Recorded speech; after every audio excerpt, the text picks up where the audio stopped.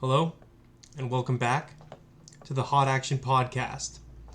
It is week 14 of the NFL schedule, and we have our picks coming up. We're going to do a quick review of what happened last week, and then we're going to pick everything against the spread, or all the games against the spread. We're going to do best bets, and then we are going to do our lock of the week.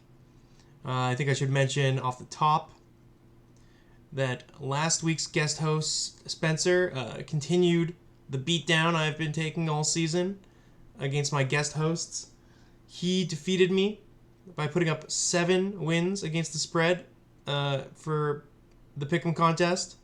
We both came up with only 1 win out of 5 in our best bets, but he managed to drive the final nail in the coffin by hitting his lock of the week where mine missed. So that's 2 wins to 0 for me against Spencer, and I believe that makes it 4 wins for my guest host to 1 win for myself. I might need to bring Spread Daddy back on so I can collect another win before the end of the year. All right, now that that's out of the way, I thought let's go to the quick review here of what happened throughout the week. So firstly, we start out with Dallas and Seattle on Thursday night. And of course, the worst of both worlds occurs. I take Dallas as an emotional hedge. And of course, Seattle loses the game and Dallas fails to cover. That is the worst possible outcome for myself and my continued streak of being terrible at betting on the Seahawks stays strong. Yeah, it was tough. This was a really exciting game. 35-41. Smashed the over. But yeah, I couldn't find myself happy at the end of that one. I was thrown off for a couple days there. Then we had first game of Sunday morning. We had Miami at Washington. I took the points. It wasn't going to be enough because Miami won 45-15. That's a 30-point margin of victory, and the spread was 9.5. Then we have Indianapolis at Tennessee. This one was correct. It was an absolutely wild game. Blocked punts, overtime. Indianapolis would eventually make things go their way. They managed to cover the 1.5-point spread with a overtime field goal. Then we have Atlanta minus 2.5. This Jets team, their offense looked as bad as ever. They did, however, score a safety in this game, which is pretty crazy. I think they've racked up 3 safeties this year, which is, I think, just an incredible number. I think that's, coming close to the most ever. Either way, it's pretty crazy that you would manage to lose that game. If you score a safety in the other team scores 13, most of the time I think you're going to win, but the Jets are terrible. Atlanta covers 2.5. This game was an unfortunate one in terms of betting. I mean, most of them were for me. I only got 5 this week. We took Pittsburgh minus 5.5. They would lose the game outright after an injury to Kenny Pickett, a weather delay, just various terrible outcomes for our friends in Pittsburgh. And Arizona, slowly makes some ground on the bottom of the league. Maybe hurting their chances to make a top draft pick. We'll see how this is a situation to monitor for the rest of the year. Then we have Detroit at New Orleans. I was quite confident in picking Detroit, but they only cover by 1.5. The score is 33-28, and it's a 5-point margin of victory. The spread was 3.5. That's a good bet. Now, kind of one of the funnier results of the week, we have Chargers minus 5.5 at New England. The Chargers only scored 6 points, but managed to cover a 5.5-point spread because New England was shut out. This is just an incredible performance by New England because, I think the statistic is they've managed to hold all the opposing teams to under 10 points in the past 3 weeks, and they've lost all these games. Their offense is doing absolutely nothing. They can't put points on the board. I've been saying all year that if you only score 3 points in the NFL, you're going to lose. But the Chargers scored 6, and they won. So, like, maybe that saying that I coined isn't as true as I thought. Up next, we got Denver and Houston. I took Denver plus 3.5, and of course, Houston would win by 5. Denver was, made it interesting. They had the ball like close to the goal line at the end of the game, but they couldn't convert the touchdown, so they would end up losing by 5. Not enough extra points to cover. Carolina and Tampa. Tampa wins by 3. The line is 5.5. That's a loss for your boy. Now this one is a tough one for me. We got San Francisco at Philadelphia. I took the points. I believed in Philly. The first quarter, I felt like things were going correctly. Philadelphia had put up a couple of field goals and held San Francisco to no points. But then around the end of the first quarter, beginning of the second quarter, San Francisco started to figure it out. They were scoring touchdowns left and right. They got into a little altercation on the sideline with my guy Big Dom, who I'd never heard of before, but this week I was seeing him on the sidelines get into a battle with Dre Greenlaw. It's the header image for this week, the thumbnail. And, to my eyes, your man Big Dom did nothing wrong. Dre Greenlaw suplexed the guy right in front of him, and he was rightly upset. He didn't get in anyone's face. He was just standing there. And dastardly Dre Greenlaw runs up to him, starts pointing in his face, and for some reasons, the referees thought it was okay to throw my man Big Dom out of the game. They rightly threw Dre Greenlaw out of the game. He was out of control. And I can't justify his type of behavior. A lot of San Francisco fans have been trying to say this was outrageous behavior on the part of Big Dom, but no, I say justice for Big Dom. I hope the NFL issues an apology to Big Dom, honestly. I'm incensed. I'm outraged. This 49ers team is just... they're making me furious.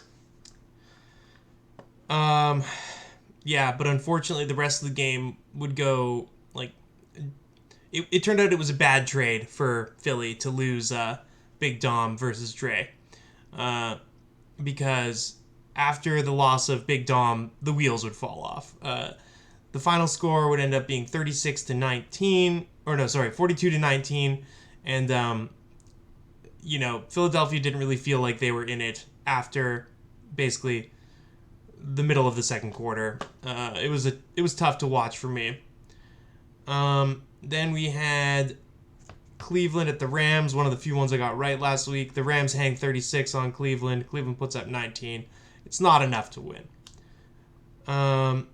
Then, sadly, the Kansas City Chiefs came up short. They lost outright to Green Bay. Did not, there was no hope of covering 6.5. They were trailing for a good portion of the game. With the spread, this was a butt kicking. So yeah, that's gonna be it for the Sunday games. Then we had Jacksonville, who I took minus 8.5. They would lose the game outright, 34-31. Another kind of shocking game, an unfortunate loss for Jacksonville. QB Trev is out with an ankle injury. Hopefully, it's nothing too bad. I think from what I've heard, he might be back as soon as next week. So that's not too bad. But yeah, at the end of the day, that's not what you want to see out of your team if you're hoping to win the division, hoping to make a run in the playoffs. Hopefully Trevor can come back for some point next week. All right, on to this week. Let's see what we got. First game of the week, we got New England getting 5.5 at Pittsburgh. Now, I'm going to be taking Pittsburgh. Pittsburgh at home. I believe in Pittsburgh more, even without Kenny Pickett. This New England team is Just no fun to watch. And, I've been making good picks betting against them almost all year. They're one of the only teams I've really seemed like I know how to bet on just because it's really easy. You just pick the team they're playing against. That statement's probably going to bite me in the ass, but we'll see about that. Pittsburgh, I think, they're playing to be in the playoffs. New England is playing for, a good draft pick at the moment. This might be one of the only primetime games where I might take an over because the over-under is like historically low because no one has any idea where the scoring will come from.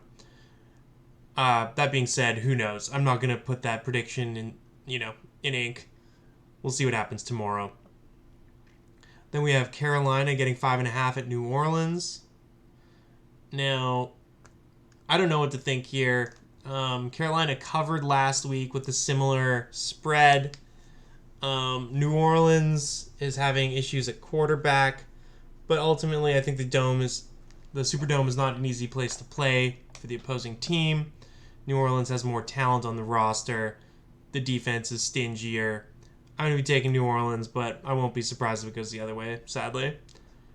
Okay, then we have the LA Rams at Baltimore. Baltimore is giving 7.5 at home. Now, this is a tough line. I think I'll be taking the Rams plus 7.5, but I will not be surprised if Baltimore wins.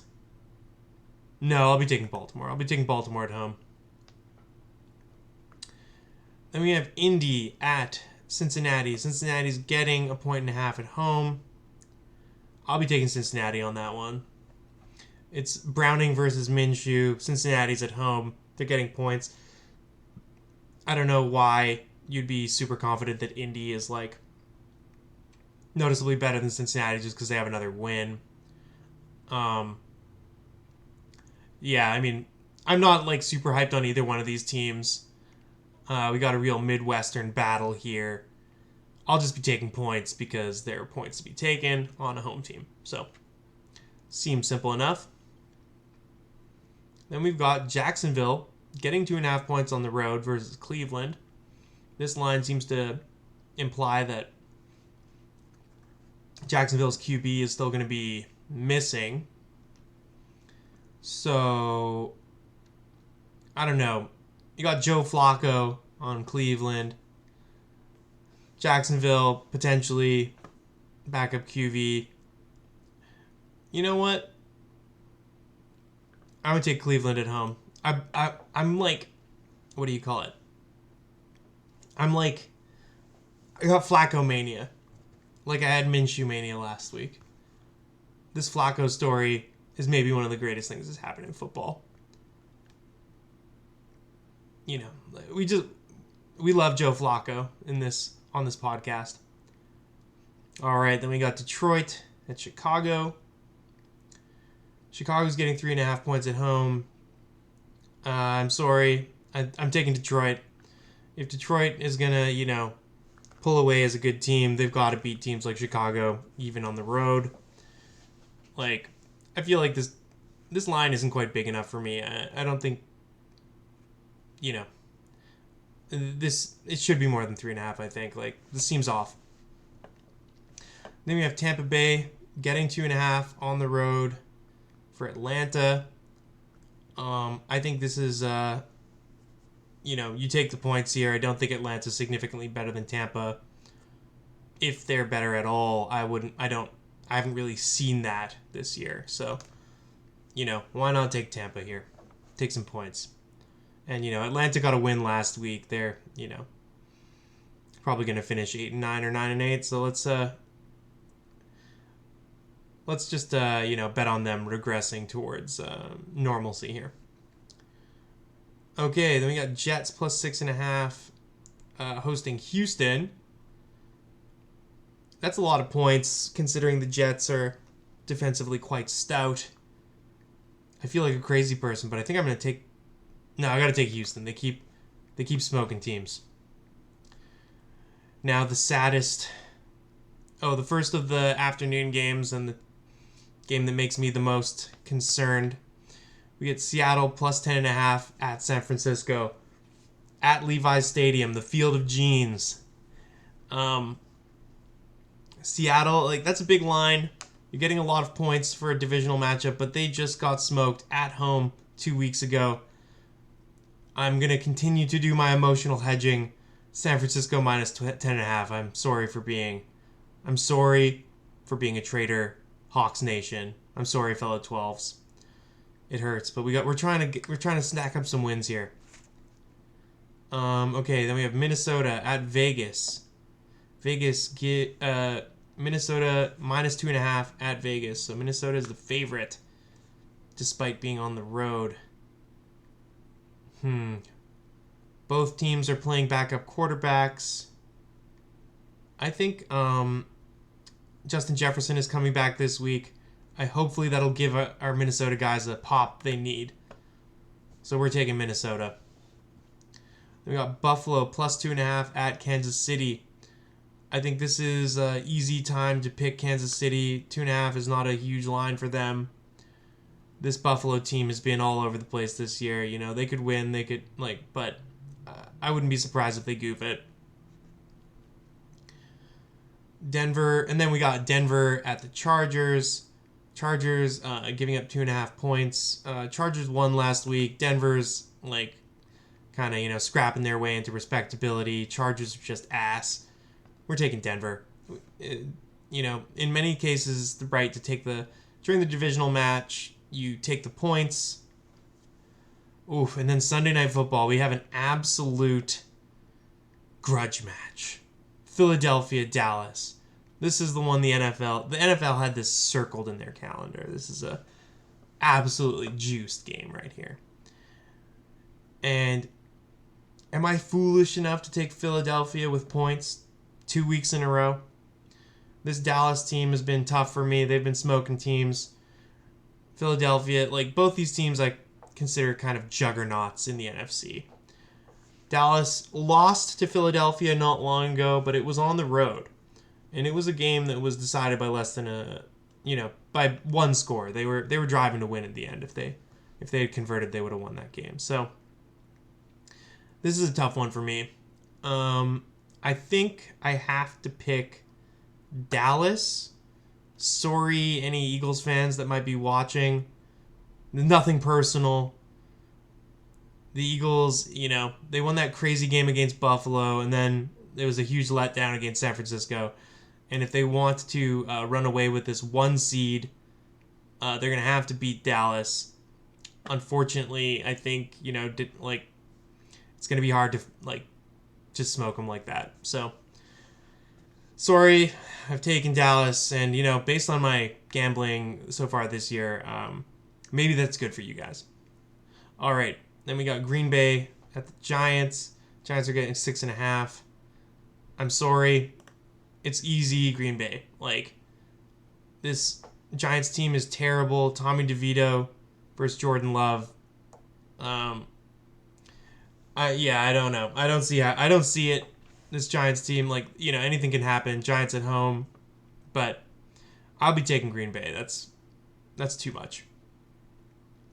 Then we have Tennessee at Miami. Miami's giving up 13.5 points. I've been too wishy-washy on this Miami team. We're taking the 13.5 point favorites. They're smoking fools.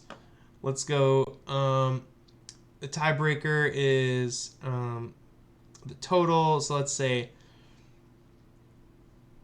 35-14 is 49.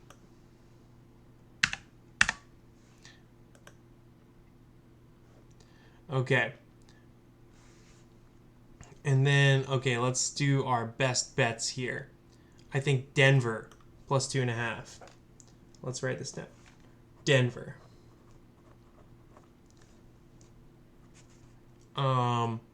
Let's go Cincy.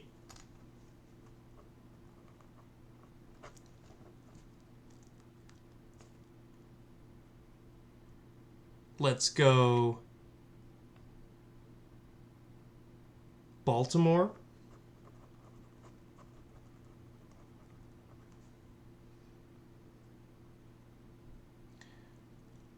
Let's go Miami.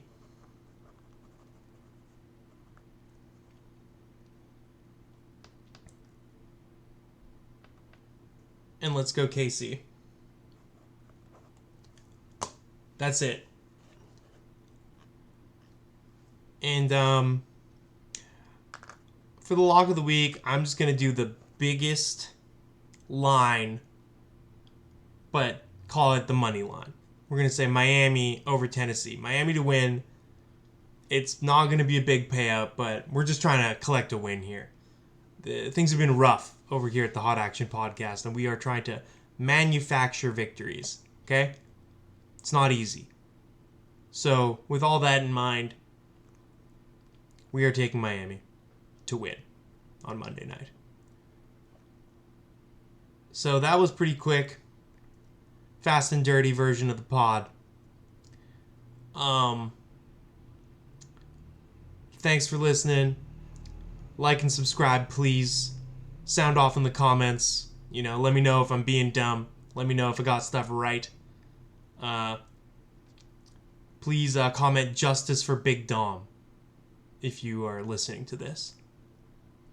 So yeah, that's been the podcast. And see you next week. Appreciate all the listeners and watchers. And this has been Hot Action Podcast. I'm out. Peace.